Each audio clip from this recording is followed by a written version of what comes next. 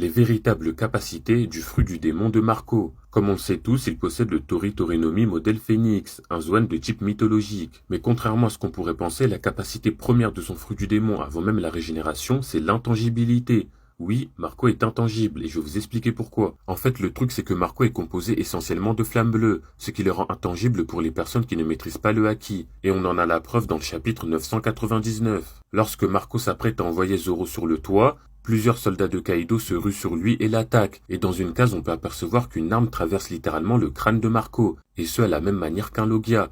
Marco ne saigne pas et n'a pas le moindre dégât, l'arme ne fait que le traverser, et d'ailleurs ce passage sera beaucoup plus explicité dans l'animé, on verra bien que les épées des soldats ne font que le traverser. Et d'ailleurs on a une autre preuve de l'intangibilité de Marco, lorsque Queen utilise sa mitraillette sur lui, on voit que les balles ne font que le traverser. Donc oui, Marco est bel et bien intangible. Par conséquent, le seul moyen de le blesser, c'est en utilisant le haki. Et même si tu parviens à le blesser, il pourra se régénérer avec ses flammes bleues. Et concernant ces flammes, elles sont un peu spéciales. Premièrement, elles ne brûlent pas comme le feu dit classique. Leur faculté principale, c'est de soigner. Et d'ailleurs, Marco peut même soigner ses alliés, même si l'effet est grandement réduit. Deuxièmement, bien qu'elles ne brûlent pas, ces flammes possèdent une température. Et Marco peut ajuster cette température à volonté. Et c'est comme ça qu'il a pu maintenir en vie tous les soldats infectés par le virus de Queen. Mais la faculté la plus intéressante chez les flammes de Marco, c'est sa capacité à brûler le feu lui-même. Car en effet, Marco a été capable de brûler Prométhée, qui est tout simplement une boule de feu. Ainsi on comprend bien que même si les flammes de Marco ne brûlent pas, elles gardent toutes les spécificités des flammes bleues, c'est-à-dire être plus chaudes que les flammes rouges.